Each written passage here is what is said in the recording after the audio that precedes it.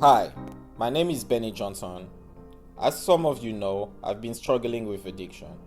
However, I decided to change my life and went into recovery. I started this podcast 90 Days Clean, and I want to take you along in my journey. What does lie ahead of me? Let me be frank, I do not know. Will I ever drink again? I do not know. This is how Stairway to Redemption was born. It is my search for answer in a real-time process of what is going to work for me. It is then my aspiration to help you figure out what's going to work for you. It is our journey together.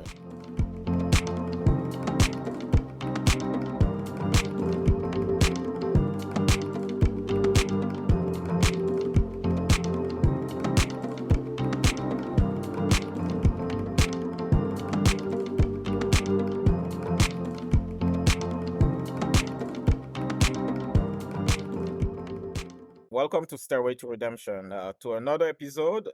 Today, I have the pleasure of hosting the founder of a non-alcoholic pop-up bar called Third Place Bar, Sam. Sam, I believe Sam is a prominent figure in the Super Curious movement in New York City. She's gonna tell us if she thinks that way too. She organizes events all over the city with various non-alcoholic drinks on the market. She also often collabs with other communities that are in the sober curious movement, and that's definitely one of the aspect uh of our organization that I like the most, the fact that she collabs with others. Yeah, guys, I give you Sam. How are you doing, Sam? Hi, Benny. I'm good. I am a little tired Yeah, today. I see. Yeah. That dives in right in our our first question. I would say, what's the state of the mind address? What's going on with you lately? How come you be tired today? Like, what happened? Yeah. I've been running a lot of events over the past few weeks. So initially when I started out with Third Place Bar, I mostly did like one or two events a month at a venue, like at a coffee shop, for Mhm. example, where I had basically everything in place. I just had to, take it out of the basement or set it up, pick it from a shelf or fridge. But the past like few weeks I've been running a lot of events at with other organizations at other venues, which always involves carrying a lot of boxes, bottles, cases of beer up and down stairs. And I'm on a fourth wheel walk up, and I did an event yesterday, and I had to carry a lot of stuff up and down the stairs, and I am very tired from that, I think. That Yeah. yeah, that's crazy. Yeah, I mean, always see on the social media you have events after events. I'm like, how does she do it? She's a trooper. She has definitely so much energy. Yeah. All right, so obviously the next question is obvious. What's your story? How did you come to create Third Place Bar, and what's your relationship with alcohol? The whole shebang. Yeah, it's really interesting how Third Place Bar and my relationship with alcohol are not necessarily related, actually. Mm-hmm. So, a lot of times people think I started Third Place Bar because I stopped drinking. But it's actually almost the other way around. Like, I Mm-hmm. almost started, I stopped drinking after I started Third Place Bar. So, just to kind of rewind, I'm from Germany originally. I started drinking like very early on at like age 15, legally at age 16. I used to go to pubs, bars all the time and was just drinking, and it was just like part of my life. I was always probably, like, I don't know, like according to American healthcare standards, probably a heavy drinker, Yeah. but according to like American society, and especially like in Germany, in England where I went to grad school, and in New York City, I was probably like an average drinker, I would say, Okay. Yeah. but at some point you sit down and you realize, oh, it's Monday and I'm meeting up with a friend for dinner. It's Tuesday, I'm going on a date and having drinks. It's Wednesday and I'm going out for drinks after my run crew. It's Thursday and I'm going to a concert and drinking. It's Friday and I'm going out for dinner again, and then I'm going to a club and drinking. It's Saturday and I'm at a barbecue and drinking. It's Sunday afternoon, I'm going to an outdoor dance party and I'm drinking. And all of a sudden, you're drinking just nonstop, basically, without even necessarily realizing. And I think that was just um something that over the years, over like the 20 years or so that, I was drinking, probably wore me down quite a bit. And I had specifically the 2021 winter was pretty rough for me, just, personally, like emotionally and everything. And I ended up drinking a lot, mostly just because I went to bars just to get out of the house because I was like not feeling great. I was unhappy. I was very sad. I went through like a pretty, traumatic experience that winter. And I realized at some point on a Monday night, I was on my third tequila soda, and I realized I don't even want that drink. I'm just here drinking because that's just what I do, because I want to be with people. I don't want to sit at home alone and feel like, the walls are caving in kind of, and be sad and depressed. Like, it makes me a lot happier to be at a bar and maybe chat with the people next to me or chat with a bartender.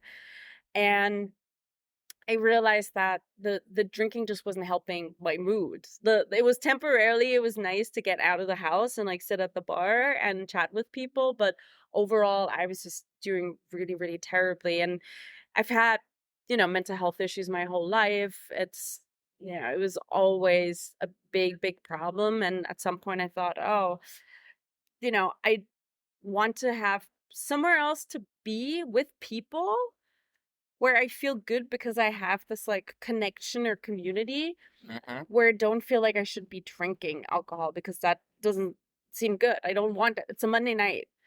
And that's kind of how I started thinking about the idea of a non-alcoholic bar. And that was over a year ago. That was early, spring 2022, something like that, like March, April was the first time I actually thought of that. And I researched and I looked around New York City and I realized there's nothing there. And I just said, like, that's really stupid. It's New York City. There should be everything for, there should be something for everyone. There's like everything that you could possibly think of should exist here in New York City. And there's no non-alcoholic bars. So that was kind of where it started, mostly because I love the environment of bars. It's so nice. We're at Hecate right now, Yes, right? we are Hecate right Yeah. now in the Lower East Side. Yep. And nice it place. didn't exist at the time. Yeah. That was, I It's think they fairly were new. just Yeah. soft opening like early summer last year, so Hecate wasn't a thing yet. And that's like the kind of spot I was looking for. I wanted to have a space where I know the bartender, where I can hang out, have a drink, chat with the people next to me without feeling like I should be drinking. That wasn't that I it did not occur to me that I would actually ever stop drinking. Okay. I was just, I want to have that place because I don't want to drink all the time. Yeah. But it didn't occur to me that there's any reason for me to stop drinking. Why would I stop drinking? Like, I'm doing fine, I have a job, I have a house, I can pay my rent. Like, things are fine. My mental health isn't great, but I didn't even make that connection necessarily. And then when I started getting a little bit more serious about starting third place, I really randomly just kind of like I started researching a little bit more about sobriety and the sober space because I figured, some people who come into the bar will be sober and will like not drink at all. So I started doing a little bit more research into the space. And at some point, after reading a lot of things, after listening to podcasts, I kind of realized, like, wait, hang on. Maybe I should stop drinking for a while at least to kind of know what it's like to be sober. Like, for my customers, like customer research kind of, just to understand what it's like to not drink.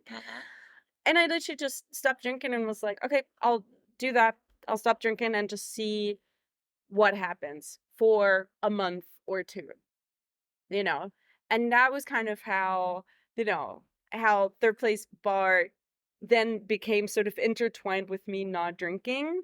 But initially it was completely separate, actually. So it was just to create a place where yeah, you could meet up people without the interaction of alcohol. exactly. Okay. Exactly. And then at some point during that entire process, I realized, oh, I could try and not drink and see what happens.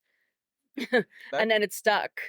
That's very interesting. Like I like that you went the other way around Yeah. about it because me myself and most of my audience we definitely stopped drinking because we had to. There was no other choice if we didn't want to distract ourselves. Yeah. But yeah, I definitely like this approach, and it's very refreshing and interesting to hear like a different side or angle of it.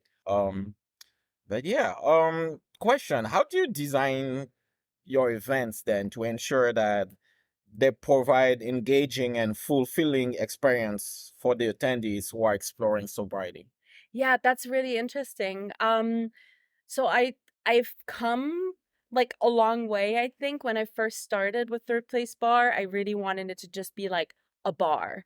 So I didn't do any like activities or anything. I had board games for people. Mm-hmm. Um, excuse me. I had board games, but I didn't really have like any activity because I just wanted to provide that space.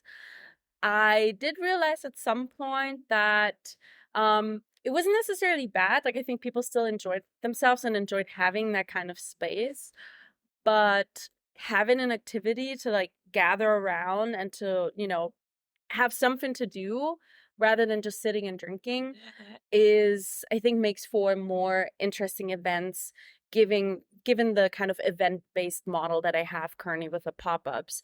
Eventually, I do want to have a permanent space for Third Place. It's really in the name, Third Place. Like it's supposed to be like an actual Yeah. permanent spot in your neighborhood, in your community. But where not every night is going to be an event. Like it literally just will just be a place like Yeah. Heckat, for example, where you can just show up, have a drink, hang out, maybe meet a friend, maybe meet someone to record a podcast with, right? Right, Exactly. exactly that. Or like Podcast space. go on a date, Uh-huh. or go grab a drink before dinner or after dinner or whatever it is, right? um and have fewer events. But for the time being, I realized that having those events is like having those activities, like having a trivia night or a movie night, Or like a running. yeah, or the running events, yeah, like anything like that, to where you can kind of like gather around is more fun, and more engaging, and helps build up like a community.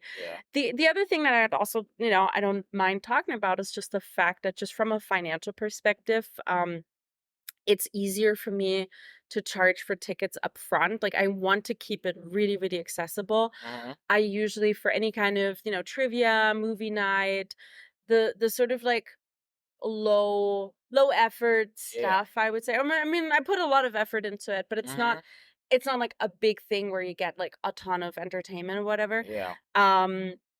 Or where I have like huge costs for materials or anything, like the cocktail classes. Obviously, we have costs for materials and the tools and everything.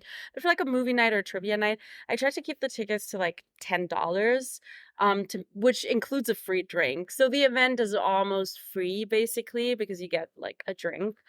But it helps me get commitment from people to actually show up. That's true. It helps me budget. It helps me make sure that I actually, I can cover my costs. Even if people don't show up because they're paying for the ticket up front. So at least like I can cover my costs for, Ubers and buying product and buying popcorn and whatever it is. And that really helps too. But I generally try to keep it super, super accessible by keeping the costs really low.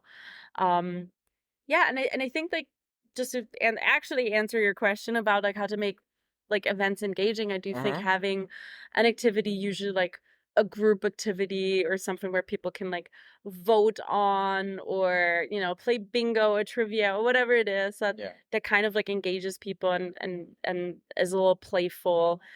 That's usually I think that usually makes for a good event where people have something memorable that they experience together. No, I mean I totally agree with you. For those, I think I'm actually at the moment recording my solo episode. So often I record solo episode, and I was gonna talk about the event where of like 2 weeks ago when we were like running with We went on a run, 2 to 5 miles with another community, another sober community, Phoenix. Mhm. Shout out to Phoenix. Yeah. I met them through you, and I really love They're that, awesome, like, right?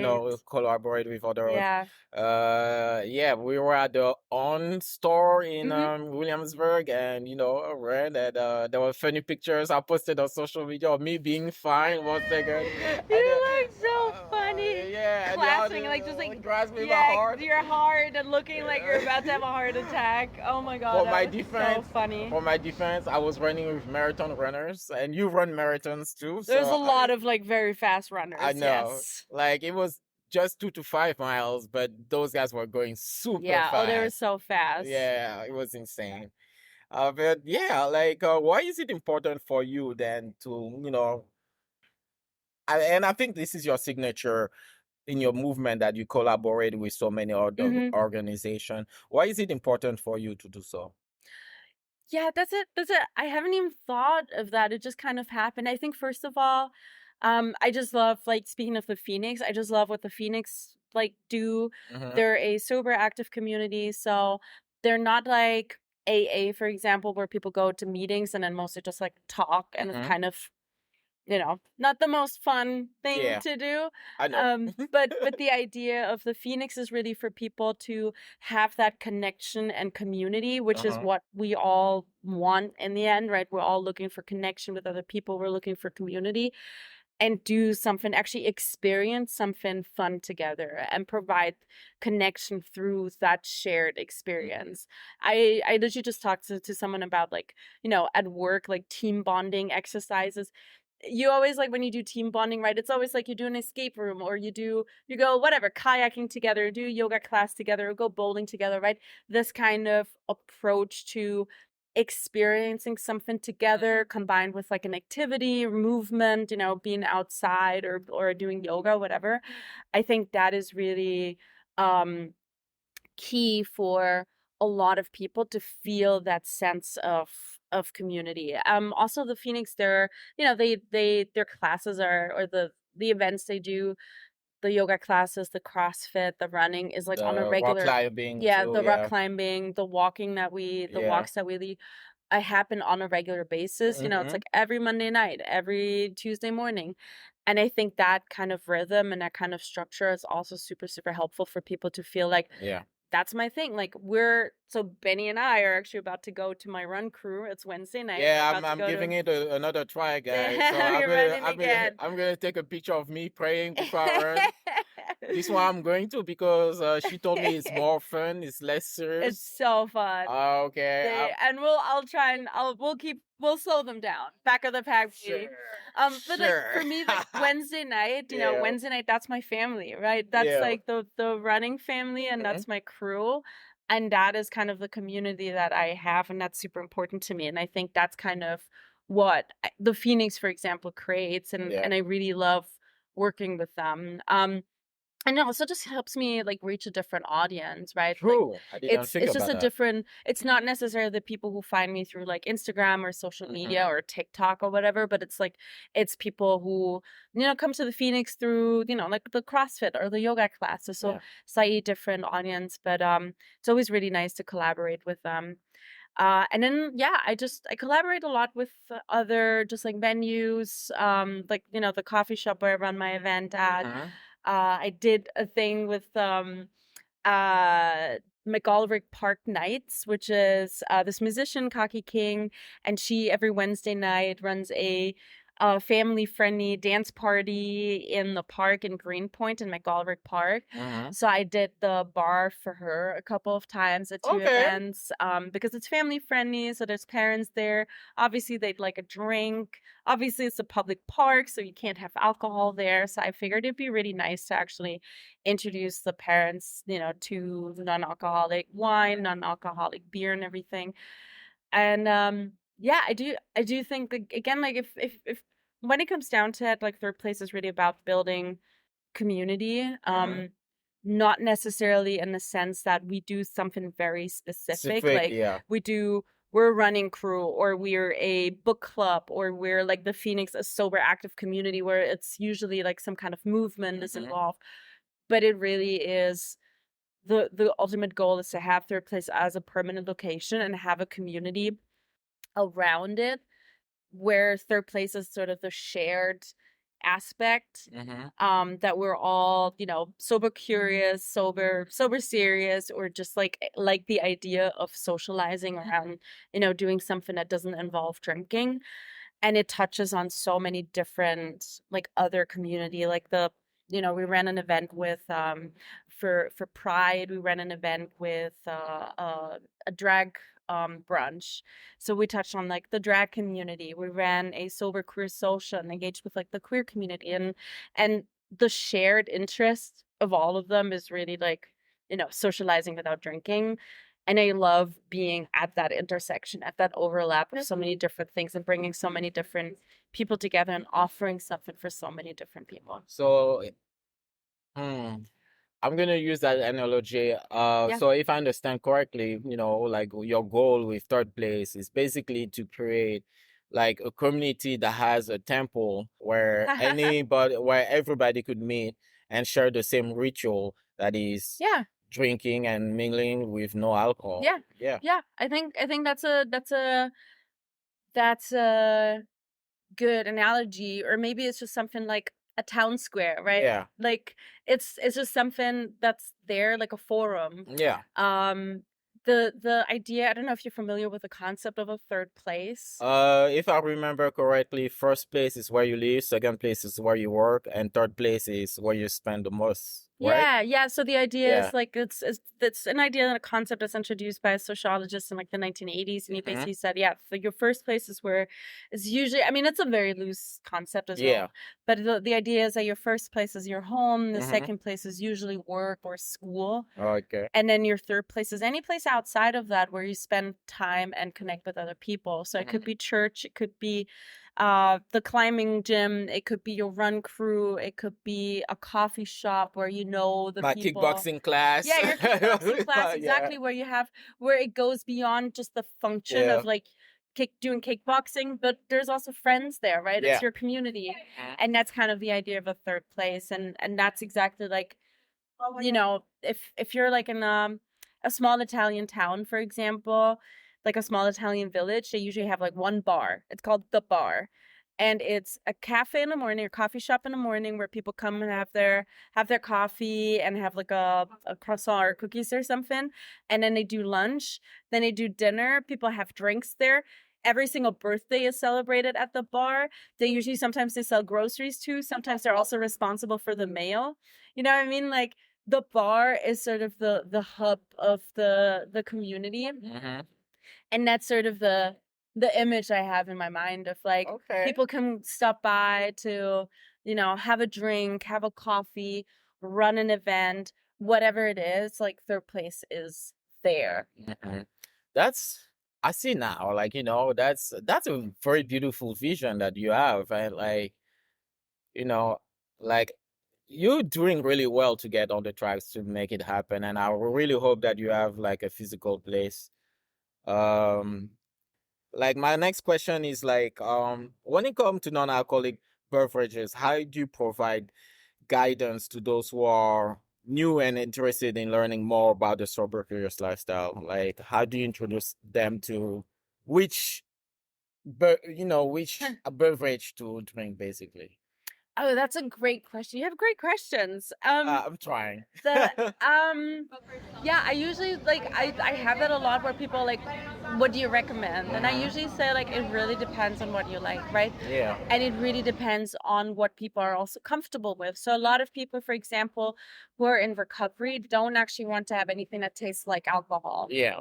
Because they're triggered by it, obviously, because it tastes like the real thing, but it doesn't give them a buzz. So they might, crave the real thing.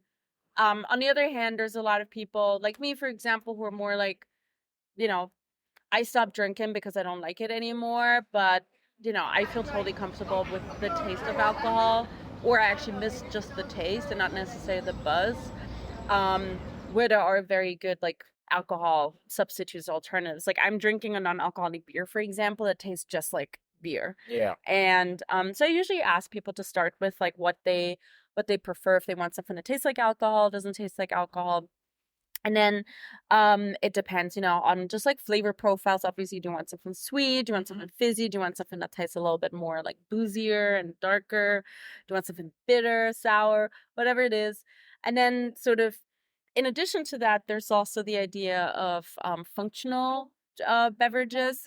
So anything that has what's called like nootropics or adaptogens. So there's usually like, functional mushrooms like lion's mane, cordyceps. I always say the stuff that makes you smart. Yeah. Like lion's mane or cordyceps, or you have things like CBD or ashwagandha that's supposed to help with anxiety and relax you. Yeah. So people like often ask me about that too.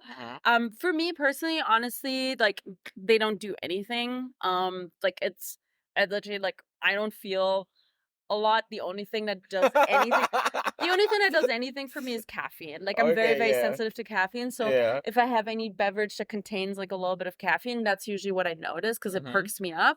Everything else, like I don't know, am I relaxed? I'm not necessarily a relaxed person. So maybe I need like extra strong CBD or extra strong ashwagandha for me to actually notice anything. But like it doesn't do anything for me usually. But that's kind of what I ask people.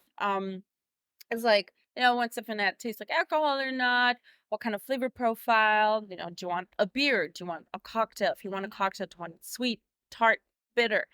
And then like, are you comfortable with, or are you explicitly looking for something that has ingredients like ashwagandha or CBD or all the other stuff? That's that reminds me of like I just saw it like on my way here. You had a post about like bringing a bottle of wine to guests, as a gift. That's like a common tradition when you invited to somebody's place. Yeah. And you are thinking of like, you are thinking and like you are recommending of bringing a non-alcoholic wine or non-alcoholic drink.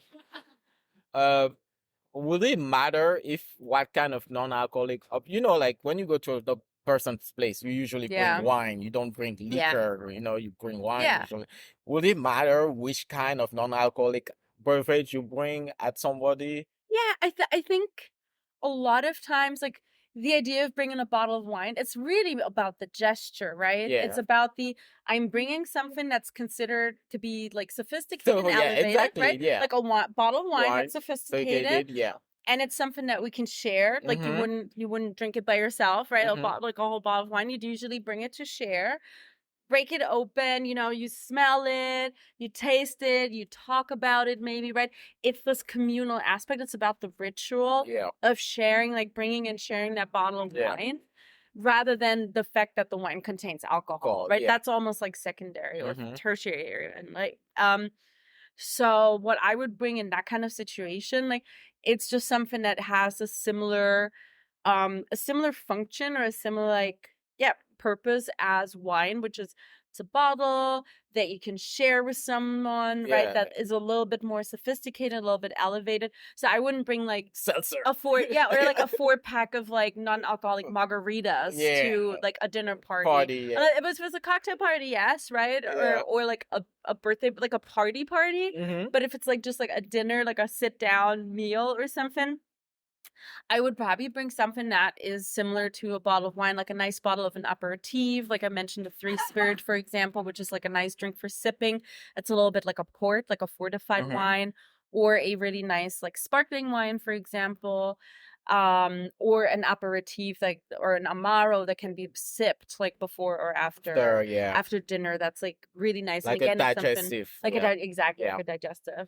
That sounds so clever. Yeah, right. Like, and there's sophisticated drinks, and that's so nice about. We're in the golden age of non-alcoholic drinks, where it's not like, oh, I don't like. There's what can I bring to a dinner party that's not alcohol? I'll bring seltzer or soda. I'll bring Coca-Cola or like sparkling apple juice as like in a champagne bottle, right? But that's like not great. Yeah. So we actually have sophisticated drinks options that are really that use a lot of herbal stuff, a lot of bitters that are distilled, that are actually crafted to have like a quote unquote adult like profile. and not just be like a sweet fizzy Yeah, drink. like I think the loosely term is fancy juice, and I don't like that term Mm. because it's so Yeah. rejecting It's of it's not fancy juice anymore. Yeah. It's like actually like really sophisticated. It Yeah. contains like barks and roots and the bitter stuff, and it's like No, some people really Yeah. put full thoughts in it, yeah, like it's a lot of effort that goes into it, and it's just at some point, like if you get some like a non-alcoholic amaro, for example, like the Pathfinder, super obsessed with it. Uh-huh. Like a dark, bitter herbal liqueur. It has as much, there's as much effort that goes into making the Pathfinder as goes into making an alcoholic. Yeah. Just if you look at the ingredient list, there's like 30 different like pine needles, spruce tips, ginger, hemp, fermented and distilled hemp. Like it's a super complex drink that has a lot of thought that went into it, and a lot of effort and a lot of ingredients. Like it's so far from like fancy juice. So yeah, there's a lot of. Having said that, just as a disclaimer, like there's also a lot of crappy stuff out there. Like there's, especially when it comes to what's called RTD, ready to drink cocktails. Yeah. So canned pre-mixed non-alcoholic cocktails. Yeah. Like a pre-mixed mojito or pre-mixed margarita. Yeah. A lot of it is like actual just garbage. It's like it's not even fancy juice. It's literally just soda. Like it's almost Soda not and distinguishable from like a lemon soda, like a lime soda, Yeah. or like a ginger beer or what, or ginger ale even. So there's a lot of stuff out there that's also not good, and I'm everyone has different preferences for flavors, so I'm not, I'm sure there's people who like certain drinks, but in general for me, I like the stuff that's a little bit edgier, that's a little bit bitter, smoky, tart, and not just like the middle of the road. It's a sweet fizzy, like it's delicious, it's a sweet fizzy juice, but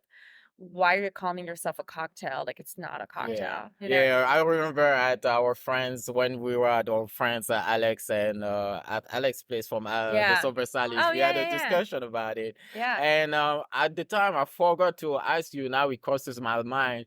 Do you think that you will like ever write reviews on those, since you have like the knowledge and the connection to I'm not trying to push you to, but do you think like writing reviews and telling people like, hey, these guys put more effort in their drink versus those guys will be a good idea? Yeah, so I already, like on the Instagram, I already review, like I started doing that maybe a month or two ago, because I get so many samples and I buy drinks or people just give me drinks. I usually, like every couple weeks or so, I post like a review of everything I've been drinking in like the past week.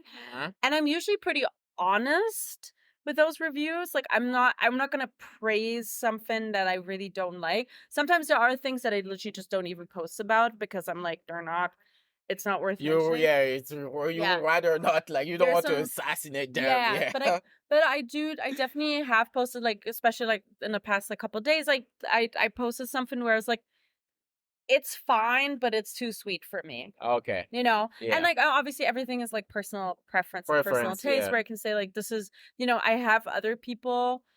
There's one specific ready to drink cocktail where I'm like, it's fine. Like it's sweet, it's fizzy, it's tasty. And I know so many people absolutely love it. And I'm like, who am I to judge, right? If the people love it, then that's great for them. and I think the company is great. The ingredients are great, right? Like there is integrity, so I can stand behind it. It's just not my flavor profile. Okay. But I know they put thought into the flavor. I know it's not just like random, like artificial flavorings and like fizzy stuff. So I can still stand behind it. I can just say it's not necessarily my flavor profile. I see. But yeah, I mean, to answer your question, like I am reviewing stuff and I'm more than happy to go into that more. Yeah, to do more of that, because there are so many products out there and so much stuff is really good. And a lot of it is also just not great. Yeah, that's true. And I do think like the market is very, very flooded right now with, especially again, like ready to drink cocktails, where there's so much bad stuff out there. I do think it's helpful for people to actually kind of have a little bit of a Because so much a of little them bit have too much guidance. sugar sometimes. It's a lot of Yeah, sugar. yeah. Or like I said, they don't taste like cocktails. They taste like fizzy juice, which Yeah. is great. I love fizzy juice. Like if it's like a fizzy pineapple juice or sorry, there's like I'm some gonna try to people clean that up, so don't worry. screaming behind Yeah. us. This is New York City. Yep. We're outside. Yeah, there's hi puppy, and now there's a dog. Oh my god, so much going on. There's yeah, I do think there's a lot of ready to drink cocktails that are either don't have great ingredients, it's just like artificial flavorings, or they're very high in sugar, or they don't even, despite like having artificial flavorings and lots of sugar, don't even taste good. And the problem I see with that is that people, especially like in early sobriety, or people are sober curious, they might be like, oh, I'm going to treat myself to like this, $6 can of whatever ready to drink cocktail it is. Yeah. And it tastes like garbage. Uh-huh. And they feel ripped off. Mm. And that's kind of what I think we need to collectively just avoid is people like we need to prevent the market from being flooded with bad stuff because we want people to taste non-alcoholic products and say, oh, this is actually really good. I can stick with that. I have that a lot with beer, actually. So with non-alcoholic beer, a lot of people are like, oh, this is awesome. I'm just going to like switch to a non-alcoholic beer, or I'm going to alternate because it's like, it tastes like the real thing. And there's no reason for me to drink alcohol if I have something that's just as good. Because so with non-alcoholic beer, I have a lot of people that are like, oh, I might as well just drink this because it's good. Yeah. Ready to drink cocktails are, I think, a little bit more dicey. Yeah, dicey. I think dicey is a good word. I got you. What are some challenges that you have encountered in, setting up and trying to expand third place, and how did you overcome them? Oof. I don't know if I've actually overcome the challenges yet. I think the biggest challenge for me is really to get people to come out. Like I have so many people who say like, "Oh, this is an awesome idea. Love it. Love the idea of like a movie and mocktails night. That's fantastic, but I can't make that day, even though it's like 2 or 3 weeks in advance because I already have other plans, or people are like, "Oh yeah, I'm gonna come," and then they forget about it, right? And don't buy tickets up front. Or if I have events with free RSVPs, for example, I had one event where I had 80 people RSVPing and then 20 showed up, right? Whoa. And we prepped the bar, I bought product, I set up everything, and we had like 20 people. So, it's like that just running events, I think in New York City in particular, where, things move very, very fast. Yeah. Is really, really hard to get people to show up. I work extremely hard every single time to get the events to capacity to make it worth my time. And I'm not even saying worth my money because I'm not making money on them. Yeah. It's really just making worth my time to, run the event, put the effort into it that I do. And then actually have a room full of people and be like, okay, this is cool. This is awesome. There's like 50 people in here that are all having a great time. But the effort it takes me to get there, like I said, I stopped doing free RSVPs. Like I have to charge for tickets because otherwise like the no-show rate is really, really high. And I still oversell. I still have about 20% no-shows, even with like $10 tickets. Yeah. I still have like people who don't, and like I totally get it. Like it's New York City, like life happens, whatever. I'm not blaming anyone. It's just for me as like an event organizer, like that is really, really, really tough.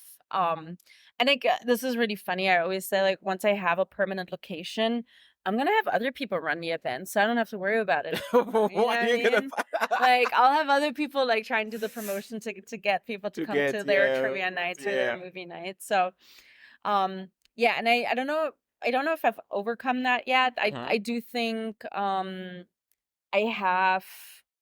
I think I've gotten a good, a little bit on top of it where I can fill up the events and not have like so many no shows that I'm I'm stuck with an empty room.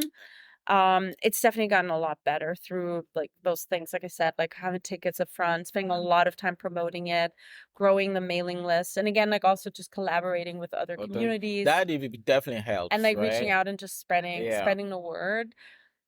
And What's I'm still, I have 3,000 followers on Instagram. I have 1,000 people on the mailing list. And that's where I wanted to come to. yeah, Yeah. What's the importance of like the social media work when it comes to that? Because I feel like yeah, sometimes you can find hidden gems in sober IG yeah, if you really look for it. But the sadly, I mean, that's my impression mm, that the most popular communities or the most popular sober, how you say it? I don't want to use the word sober groups. There's most ah, sober advocates out yeah, there are not necessarily the best, because I've seen people who like have so many sober followers but mm, don't have events. yeah, Like I'm like, they don't even have podcasts either. So yeah, I'm like, how do you communicate with your yeah, community? And it amazes me. And you have you who goes above and beyond, who has less followers than them. yeah. Like I'm like trying to understand how that dynamic works. Sorry. What's your opinion on it? Yeah, it's super interesting because initially I only use like Instagram and social media to announce the events basically. Like Yeah. really just to like post flyers and then maybe post some recaps of the events, Mhm. and that's it. For the past like few months I also realized that people actually find my story, like on me as a person, kind of interesting in the sense that you know, I just stopped drinking because I was like, oh, let's just stop drinking. And like my life just did a 180. And I'm like, oh my God, this is the best thing I've ever done. And that's kind of what I want to communicate. That's what I want to tell people that, Mhm. you don't have to hit rock bottom. You don't have to like, Go to rehab. go to rehab, like in order to consider quitting drinking. Like you can also just not even quit drinking, but just you can be sober curious. You can, drink less. You can have a night out and socialize without drinking. And like those benefits is something that I want to show the world. I really think it's super beneficial because if I had seen something like, what I'm doing 10 years ago, I might have stopped drinking in my late 20s instead of my late 30s. Yeah. And I might have, like, my life might look very, very different now. And that's kind of what I want to, like, pay forward Uh-huh. and help people who are maybe, just like thinking sort of in the back of their mind, maybe am I drinking too much? Should I drink less? Like, what? Like, but I don't need to stop drinking. Yeah, Like, I'm just raise a fine. question. Yeah. But maybe like spark that curiosity about what does my life look like if I just stop drinking, or if I drink less, or if I go out and socialize, go to a sober event, like what does that look like? And that's kind of like a little bit of platform that I want to use, but at the same time the main focus of Third Place Bar is still the bar, the events, the community, and not me. Like Yeah. I'm sprinkling a little bit of that in because I think it's Because you're something. part of it. I'm Yeah. part of it. Like Third Place Bar Yeah. is me, and Yeah. because I'm excited I'm like so excited to share it, which is why also I go on podcasts and stuff, Mhm. right, and talk about my own story, because it's like so exciting. But at the same time, it's not. I try to avoid too much navel gazing, like too much, like going too personal, going too deep, going too dark, because I don't think. I'm not sure how helpful that is. Yeah. And I do think, so just going back to your original question, like I do think, going a little bit deeper and a little bit darker and a little bit more dramatic Mhm. does work on social media. Yeah. Like it just like it attracts more people. Yeah. And my goal is not like my goal is not to build up a social media following, right? Yeah. Like my goal is I'm using social media to like communicate about the bar, but I'm hoping to build up a community through the events that I'm doing, through the collaborations that I'm doing, through all the other stuff. And that's been That's fine. successful so far. It grows it's growing a lot slower than maybe if I was like doubling down on like social media. Mhm. But again, like social media for me is a tool to communicate about what's already there Yeah. rather than, I don't my focus is not that. My focus is running the events. The My events, focus yeah. You is don't like, put like super inspirational quote all the yeah, time. I don't Yeah, try, and yeah. I don't find myself like particularly inspirational. Oh, So come on, that's not yeah, true. but again, there are some people who kind of identify themselves with me and like see themselves in me and are like, oh yeah, I can totally also just stop drinking because like this person who has a similar story to mine Uh-huh. stop drinking. And like if there's only one person who sees what I do or what I did and like sees my story and thinks, oh, I could stop drinking, and then 2 months later is like, oh my god, this is the best fucking thing I've ever done, Yeah. that's awesome. And I And know there are a couple of people out there that told me that, you know, that are like friends, acquaintances that mention that to me. And it's that's amazing, right? If there's only one person that sees what I do and thinks, oh, I could try that too, and then realizes, oh shit, this is awesome, Yeah. right? Like, hell yeah. Like that's what I want to do. Like that's literally in the end, like that's all I want to do is for people to like, I really, yeah, I totally agree with you on that. Like, if you help somebody selflessly without ulterior motives, like seeing them doing well and like opening their eyes and like doing better that's the reward yeah, right there. absolutely, Yeah. 100%. Having said that, I need to also like not bankrupt myself. there's like some amount of it where it's like I need to like at least like break even. Yeah, I mean, I And not like just like there's a little bit of like I need to like look out for myself too. But so far it's working out really well. Like it's a good balance of, you know, getting people to come to the events, getting people to connect with other people at the events, find friends, you know, find connection. You know, be more mindful of their relationship with alcohol while I'm also able to, you know, not completely burn my money. And that's a sweet spot, really. Like that's what I wanted, Good. and it's working. Could you think of like a specific event or particular impactful moments, success story from one of your past events? I'm gonna repeat the question because there is a helicopter. Like, okay, so I was saying the screaming people have gone back inside now, though. Yeah, I mean the helicopter is hard to clean. Yeah. Oh, you know that already. That's so funny. You're a pro. I started almost a year in the thing. Oh, So so funny. yeah, could you share an example of a particular impactful moment or success story from one of your past events that makes you like, yeah, like this is what I'm doing this. Yeah. I have two. Can I share two? Yeah. So the first one was literally just last week. Maybe that's like recency bias. Yeah. But last week we ran a movie and mocktails night. Mhm. And you know, we voted on the movie that we are gonna watch, which is awesome. We ended up watching Best in Show. We had free popcorn. We did like a movie bingo. And at some point I was just like sitting down behind the bar watching a movie and I heard people laugh. You know what it's like, you know, when like in a movie theater you hear people laugh, and I looked around and everyone just looked so happy. And I was like, there's a room full of like 40, 50 people that are all hanging out, spending a Thursday night, not drinking, having a good time. And I did that. Like I did that. Yeah. How cool is that? And it made me so yeah, and everyone was like laughing and just like enjoying themselves, and it was so nice.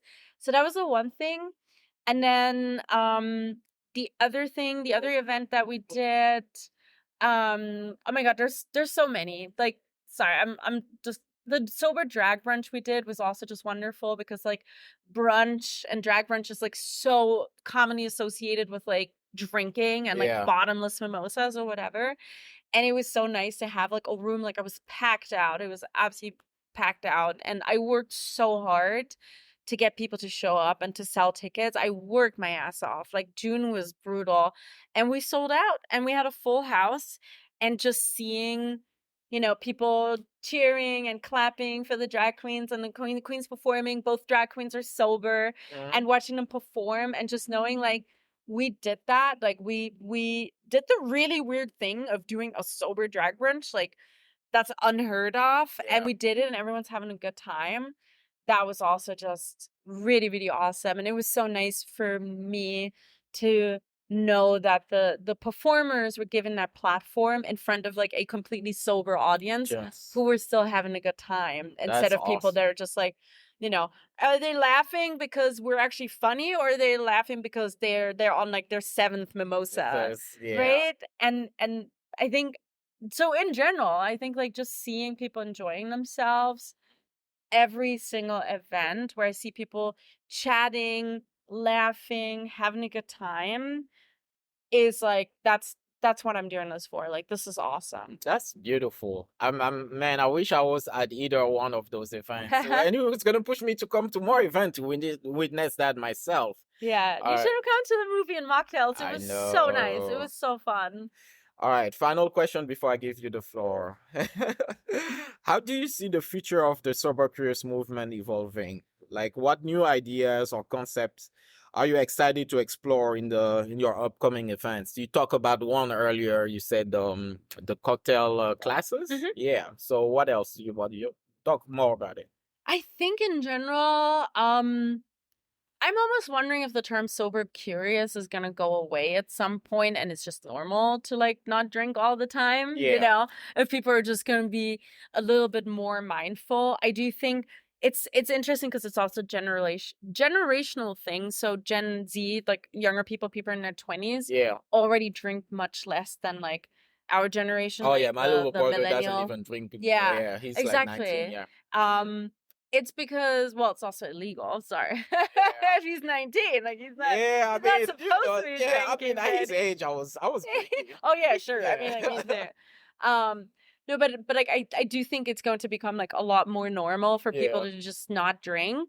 It's interesting because obviously like Gen Z is not completely substance free, so they just have other things. Oh, they vape a lot. That's There's another, yeah. there's definitely a lot of weed Yeah. involved, and just like vaping and whatever or Yeah. other substances. So I don't know how that's going to develop, but I think alcohol as like a social thing is going to become less important. Just one example that I find really really interesting. So a friend of mine, Edgar, he's a bartender, Mm-hmm. and he recently went to an event by, I don't know, he's a bartender, and he's also I think a brand ambassador for something like Campari, and he went to an event by a whiskey company, and they had cocktails on the menu, obviously, that were made with that whiskey because it was like a tasting event, sampling event, whatever. They also had a non-alcoholic option and like a decent, like a cocktail that was made with like a non-alcoholic whiskey, I think, on the menu at like a whiskey brand event. And to me, that was just such a significant, like sign. Of how things are changing in the spaces, even in literally the liquor industry, where they're saying, okay, we're running an event, we're a whiskey brand, we're running an event, but we want to make it inclusive even to people who, for whatever reason, are just not drinking at that event, whether they're sober, whether they're, it's a Tuesday night and they just don't want to drink whiskey. Totally fine, right? And that to me is like a very clear sign that the industry, like restaurants, bars, liquor brands, are taking notice that having non-alcoholic options on menus is super super, it's not just important because it sends a sign, like a sign that, oh, we're welcome to that. Yeah. It's also profitable Yeah. for them. Definitely. And because like you get people to buy non-alcoholic cocktails instead of just drinking tap water. And it just means it blends into our existing habits, going for brunch, going for dinner, going out for drinks, much more seamlessly, where you can go out and, you can go out with a group of friends, 4 people, 3 people order alcoholic drinks, 1 person orders a non-alcoholic cocktail. It looks the same. It feels the same. Yeah. There's no like, oh, this one person sits there with like a glass of water, right? Yeah. And I think that's where we're going to get to, is that at least for that group of society, like that subgroup that like spends money on drinks to begin with, or used to spend money on drinks, like my age group, basically, like people in their like 30s, 40s who spend money on drinks still. that's going to blend in a lot more seamlessly. And like not drinking again, like I don't think people will call themselves sober curious anymore. Yeah. I think it'll be totally normal to just like, it's a Tuesday night. I'm having a non-alcoholic sparkling wine instead of a alcoholic prosecco. I'm gonna have a mocktail instead of an alcoholic cocktail. I have absolutely no idea what's gonna happen with Gen Z. Like I don't know if like again, they're already drinking less alcohol. I don't actually know any numbers about like other substances, so I don't know what their current like health problem is, or like their substance problem is currently, because like I don't think it's just going away. Like I don't think substance abuse is ever gonna go away. I think it's just shifting. So I don't actually know what's happening there with Gen Z. All right. So yeah, we reached the end of the interview, and now the floor is yours. Where can we find you? What's next? What's in the car? Like, Yeah, so where can we find so I'm at Third Place Bar NYC on Instagram. The website is thirdplacebar.nyc, so you can sign up for the mailing list there. Mailing list is the best way to get any kind of information about anything, because if it's on social media, like, blink and you'll miss it. It just disappeared. So sign up for the mailing list so you have everything in writing. Did I sign up for the mailing list? I don't know if you ever signed up for the mailing list. Yeah, let's do that. Sign up for the mailing list right now. I'm going to watch you. Thirdplacebar.nyc, there will be a pop-up asking you to sign up for the mailing list. Do it. So I send out a newsletter like every couple weeks roughly. I am currently planning out all my events for September and October. September, I am so this weekend I'm bartending my friend's rooftop party. That's a private event, but you can DM me and I'll send you the details. I am bartending an event at New York Fashion Week for Alex, who runs Break Free Foundation, so another not-for-profit that I'm collaborating with. Oh, wow. So I'm bartending her fashion show that she's organizing. I am also planning a pop-up at a restaurant to launch their non-alcoholic drinks menu, and we're going to do a 3-day pop-up. That is planned for September. I'm confirming this week, so we'll see what happens. All right. Yeah, and then I'm planning out events for October, for Sober October, so TBD on that. So I'm definitely keeping busy and doing like lots of cool events. All right. Oh man, that was what a fantastic interview, guys. I've hang out with Sam like a few times already before, and I'm so glad now that she's a guest on the interview. I cannot wait to now go running and like we're just gonna die together. I don't know if the podcast is ever gonna get released. All right, guys. It's the last thing you'll ever hear from me, man. All right, guys. These guys are fast. I will see you for the conclusion. Bye. All right. What an episode. Big thank you to Sam for educating us on the sober curious space and the different options that are for people who are sober or sober curious. I cannot recommend enough that you follow her page on Instagram at Third Place Bar NYC. I also added the link to that page in the description. As always, follow us on social media, support us on Patreon, and I will see you guys next week. And happy National Sober Day as of today, September 14th. Alright guys, I will see you next week. Bye.